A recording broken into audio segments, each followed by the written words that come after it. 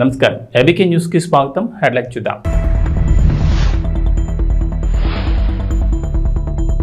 వాడవాడల స్వాతంత్ర దినోత్సవ వేడుకలు, దేశవ్యాప్తంగా మిన్నంటిన సంబరాలు.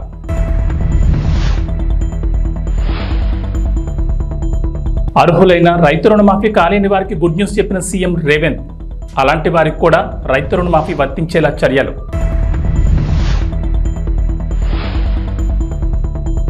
స్వాతంత్ర దినోత్సవ వేడుకల్లో జాతీయ జెండాను ఆవిష్కరించిన ముఖ్యమంత్రి చంద్రబాబు.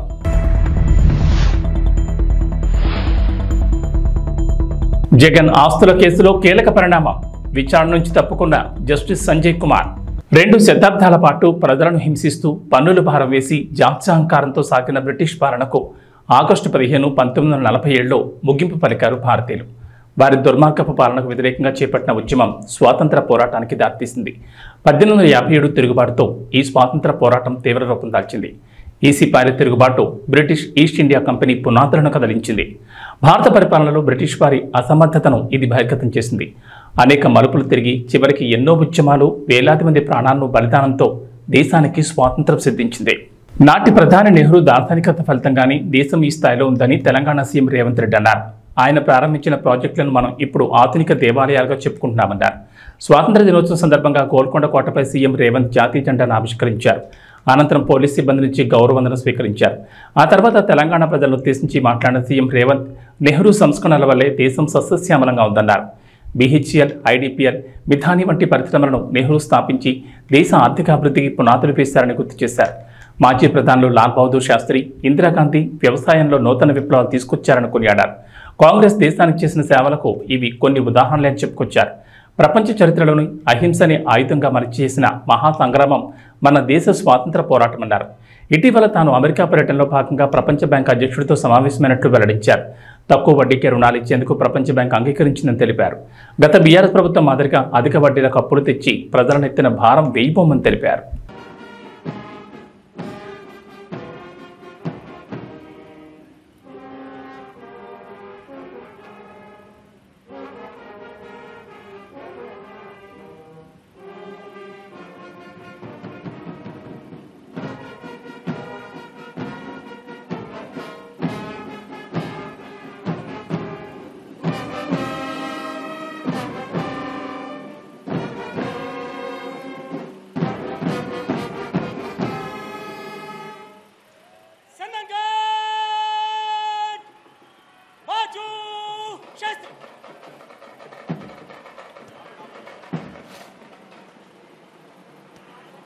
మిత్రులారా, భారతదేశ ప్రజలందరికీ స్వతంత్ర దినోత్సవ శుభాకాంక్షలు. బ్రిటిష్ బానిస సంఖ్యలు తెంచి స్వేచ్ఛావాయువులు పీల్చుకునే ఈరోజు మనందరికీ పర్వదినం. మన దేశ అస్తిత్వాన్ని, ఆత్మగౌరవాన్ని మువ్వన్నెల జెండాగా సగర్వంగా ఎగరేసిన ఈరోజు దేశ చరిత్రలో సువర్ణ అక్షరాలతో లిఖించదగ్గ రోజు. ఈరోజు మనం అనుభవిస్తున్న స్వేచ్ఛ, స్వాతంత్రం ఎందరో మహనీయుల త్యాగ ఫలం, సుదీర్ఘ పోరాట ఫలితం, అనేక ప్రాణ త్యాగాలు, అనేక జీవిత త్యాగాల ఫలితం ఈ స్వాతంత్రం. ఎందరో మహామౌల త్యాగాల వెలకట్టలేని బహుమతి ఈ స్వాతంత్రం. అటువంటి మహనీయులందరికీ శిరస్సు వంచి వినమ్రంగా నమస్కరిస్తున్నాను. వారి త్యాగాలను స్మరిస్తూ తెలంగాణ రాష్ట్ర ప్రజల తరఫున వారందరికీ కృతజ్ఞతలు తెలియజేస్తున్నాను. పోరాటం అంటే ఘర్షణ, యుద్ధం, హింస. కానీ ప్రపంచ చరిత్రలోనే ఆయుధం లేని యుద్ధాన్ని మన స్వతంత్ర పోరాటం, అహింసనే ఆయుధంగా మలిచి చేసిన మహాసంగ్రామం మన స్వతంత్ర సంగ్రామం. అహింస అనే ఆయుధంతో ఇంత గొప్ప విజయాన్ని సాధించవచ్చు అని రుజువు చేసి ప్రపంచానికి సరికొత్త యుద్ధ తంత్రాన్ని చూపించిన దేశం మనది. ఆ ఘనత, ఆ కీర్తి జాతిపిత మహాత్మా గాంధీకి దక్కుతుంది. ఈ సందర్భంగా ఆ మహనీయుడి దార్శనికతకు శిరస్సు వంచి నమస్కరిస్తున్నాను. ఈ దేశానికి స్వతంత్రం సాధించడంలో గమ్యం చేరినట్టు కాదు. అప్పుడప్పుడే పురుడు పోసుకున్న ప్రజాస్వామ్య దేశం ఒకవైపు సవలాక్ష సమస్యలు, మరోవైపు దేశ విభజన గాయాలు, ఇంకోవైపు దేశ గుండెలపై సంస్థానాల కుప్పట్లు. ఈ పరిస్థితిలో ప్రజాస్వామ్య దేశంగా భారత్ నిలకుదొక్కుకోవడానికి బలమైన పునాదులు వేసి ఆధునిక భారతావనిగా అవతరించడానికి అవసరమైన ప్రణాళికలు రచించి కార్యాచరణ ప్రకటించి సగర్వంగా సమున్నతంగా ఈ దేశాన్ని నిలబెట్టాల్సిన బృహత్తర బాధ్యత నాటి కాంగ్రెస్ పార్టీ నాయకత్వ భుజాలపై ఉండింది. అజాగ్రత్తగా ఉన్న, అలసత్వం వహించిన, రాజనీతి లోపించిన, దూరదృష్టి కొరవడిన నేడు మనం ఉన్న ఈ భారతదేశం ఒక కలగానే మిగిలిపోయేది. శతాబ్దాల దోపిడీ అణిచివేతల తర్వాత స్వతంత్రానంతరం 1947లో అధికారం చేపట్టే నాటికి అంతా శూన్యం. చేతులు కాళ్ళు కూడదీసుకొని ఒక్కొక్క వ్యవస్థను ఏర్పాటు చేసుకొని పారదర్శక ప్రజాస్వామ్య పాలన అందించాల్సిన బాధ్యత నాటి నాయకత్వంపై పడింది. తొలి ప్రధాని పండిట్ జవహర్లాల్ నెహ్రూ వంటి గొప్ప మానవత్వవాది దార్శనికుడి కారణంగా భారతదేశం ఈనాడు ఒక వైభవోపేత వైజ్ఞానిక దేశంగా, పారిశ్రామిక శక్తిగా ఎదగగలిగింది అని చెప్పక తప్పదు. కాంగ్రెస్ ఎన్నికల సమయంలో ఇచ్చిన ప్రధాన హామీ 2 లక్షల రైతు రుణమాఫీ. తాము అధికారంలోకి వస్తే 2 లక్షల వరకు రైతులకు రుణమాఫీ చేస్తామని ప్రకటించింది. ఇచ్చిన మాట ప్రకారం ప్రభుత్వం 2 లక్షల రైతు రుణమాఫీకి కట్టుబడింది. ఇప్పటికే 2 విడతల్లో 1.5 లక్షల వరకు రైతు రుణమాఫీ చేసింది. తొలి విడతలో 1 లక్ష వరకు, ఆ తర్వాత 2వ విడతలో 1.5 లక్షల వరకు రైతుల రుణమాఫీలు మాఫీ చేసింది. ఇక 3వ విడత రైతు రుణమాఫీకి ప్రభుత్వం సిద్ధమైంది. రాష్ట్రంలోని రైతులకు నేడు 1.50 లక్షల నుంచి 2 లక్షల వరకు రైతు రుణమాఫీ కానుంది. ఖమ్మం జిల్లా వైరా బహిరంగ సభలో CM Revanth Reddy, deputy CM Bhatti Vikramarka రైతులకు లక్షల వరకు రుణమాఫీ చెక్కులను అందజేయనున్నారు. అనంతరం అన్నదాతల అకౌంట్లలో డబ్బులు జమ అవుతాయి. 3వ విడత మాఫీతో 42 లక్షల మంది రైతులు రుణ విముక్తులవుతారని మంత్రి తుమ్మల వెల్లడించారు. మొత్తం 31,000 కోట్ల రుణమాఫీ చేసిన ఘనత కాంగ్రెస్ ప్రభుత్వానికి దక్కుతుందని చెప్పారు. ప్రభుత్వానికి భారమైన సీఎం రేవంత్ సాహసోపేత నిర్ణయం తీసుకున్నారన్నారు. రైతు రుణమాఫీపై ఇచ్చిన మాట నిలబెట్టుకున్నారన్నారు. ముఖ్యమంత్రిగా ఇచ్చినటువంటి వాగ్దానాన్ని నిలపడం కోసం కష్టమైన, అధిక భారమైన ఏ ప్రభుత్వం తీసుకోలేనటువంటి నిర్ణయం.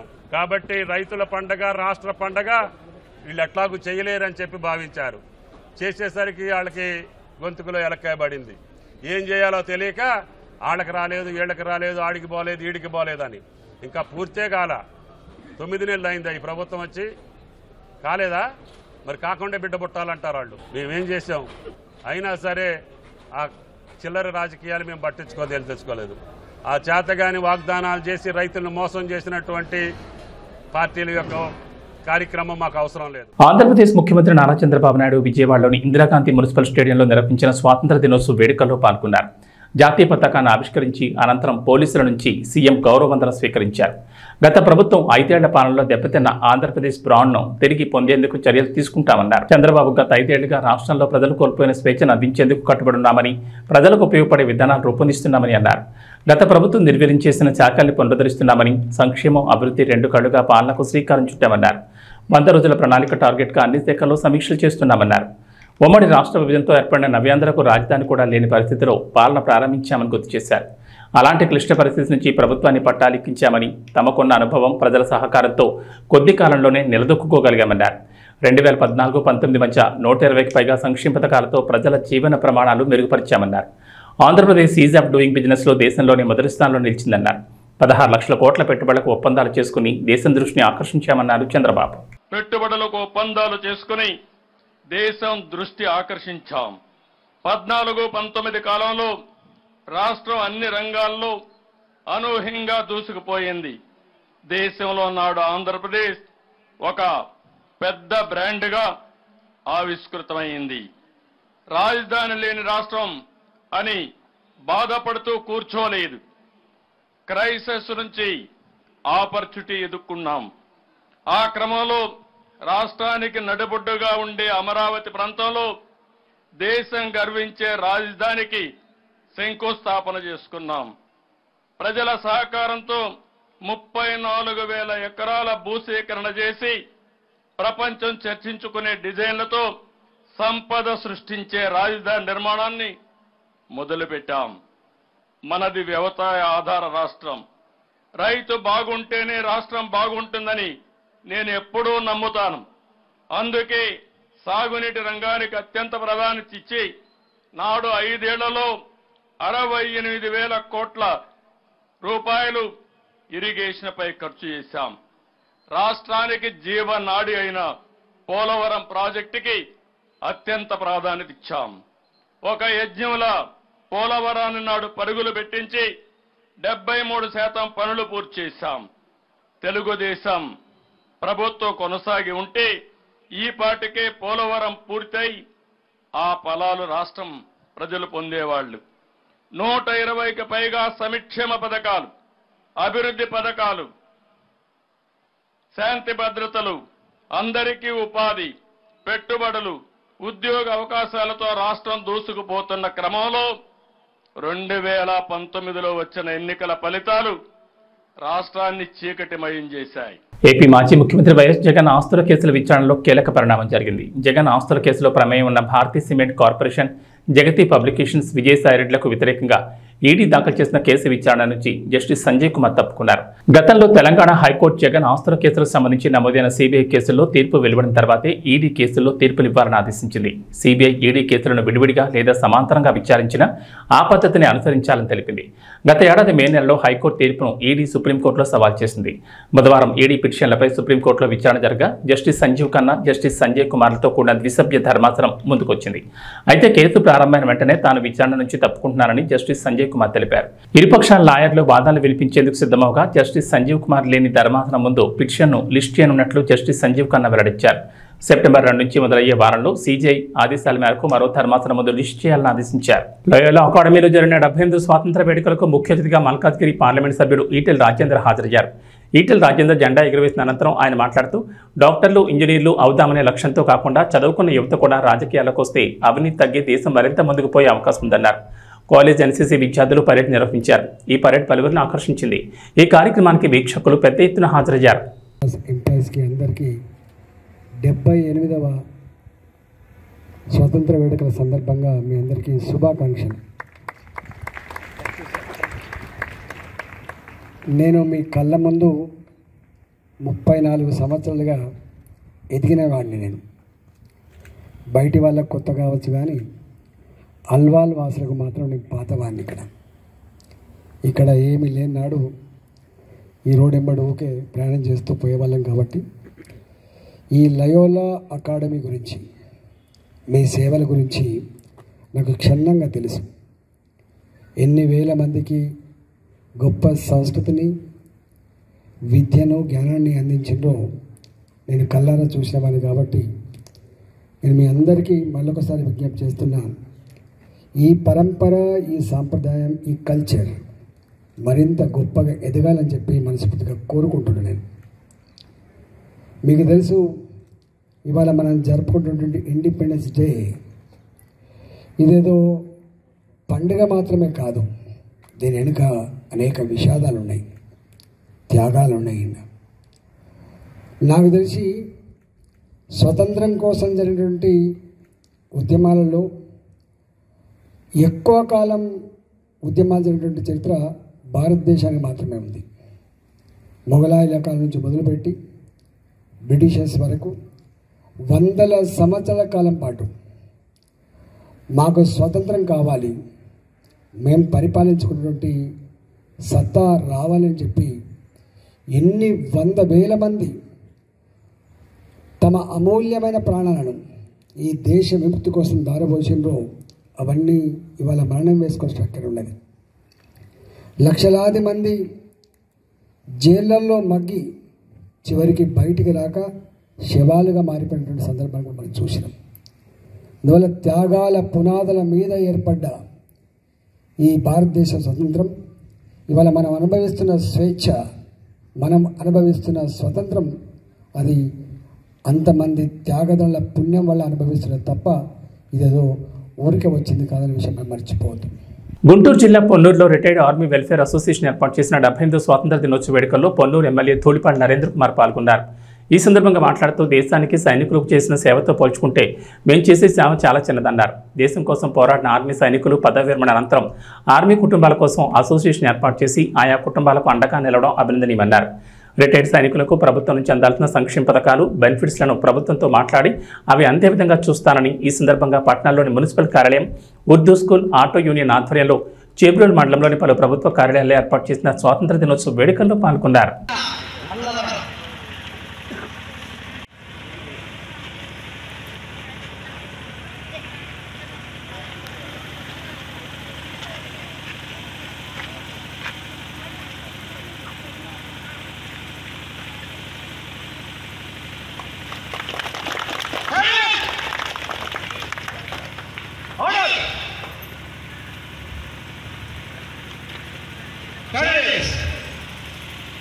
చాలా ర్యాలీ కూడా ఉంది.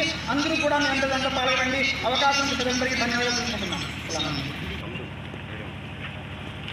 78వ స్వాతంత్ర దినోత్సవ సందర్భంగా ముఫ్తీ అబ్దుల్లా బేగ్ గారి యొక్క ఆధ్వర్యంలో జమాయత్ ఉలమా పిలుపు మేరకు జాతీయ సమైక్యత ర్యాలీని నిర్వహిస్తా ఉన్న సందర్భంగా దీనిలో పాల్గొన్న ప్రతి ఒక్కరికి పేరు పేరున హృదయపూర్వకమైన శుభాకాంక్షలు. భారతదేశం అంటే విభిన్న మతాలు, కులాలు, సంస్కృతుల మేళవిక మన భారతదేశం. మన భారతదేశంలో ఉన్న మనందరం కూడా మన కులం ఏదైనా, మతం ఏదైనా, ప్రాంతం ఏదైనా, మనందరం కూడా భారతీయులు అనే స్ఫూర్తిని గుర్తు చేసే విధంగా ఇవాళ ఈ ర్యాలీని నిర్వహిస్తున్నందుకు మనస్ఫూర్తిగా అభినందనలు తెలియజేస్తా ఉన్నా. దేశం ఒకటే, జాతి ఒకటే, మనందరం కూడా భారతీయులు అనే స్ఫూర్తిని ప్రజల్లోకి తీసుకువెళ్లే విధంగా ఇవాళ ఈ కార్యక్రమాన్ని నిర్వహిస్తున్నందుకు వారికి మనస్ఫూర్తిగా అభినందనలు తెలియజేస్తూ, అదేవిధంగా ఇక్కడికి వచ్చినప్పుడు మరి ఈ పాఠశాలను చూస్తే చాలా ఆనందంగా కూడా ఉంది. వాళ్ళు ఒక మదర్సా అయినా కూడా అటు అరబిక్తో పాటు ఇంగ్లీష్ కూడా నేర్పించే విధంగా ఇక్కడ పాఠశాలని మదర్సాని నిర్వహిస్తూ ఉన్నారు. చాలా సంతోషం. ఎందుకంటే ఆధునిక సమాజంలో కూడా చదువు అనేది ఎంతో ప్రాధాన్యత నెలకొంటా ఉన్న నేపథ్యం మనం చూస్తూ ఉన్నాం. ఎంతో మందిని మనం చూస్తాం. ఎందుకంటే మరి ఇవాళ ప్రభుత్వం కూడా మీ అందరికీ తెలుసు, స్కిల్ డెవలప్మెంట్ సెంటర్లకు ప్రాధాన్యత ఇవ్వాలి అనే ఉద్దేశంతో ప్రభుత్వం కూడా ఉంది.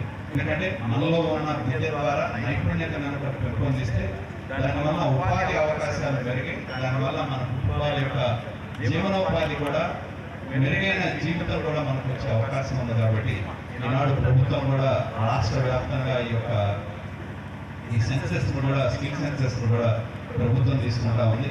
ఎంతోమంది యువత ఇక్కడ ఉన్నారు. తప్పనిసరిగా మరి ప్రభుత్వం యొక్క అందించే కార్యక్రమాలు ఏదైనా ఉంటే మనకి ఇక్కడ మన మదర్సాలు అమలు చేసే అవకాశం ఉంటే మాకు తెలియజేయండి.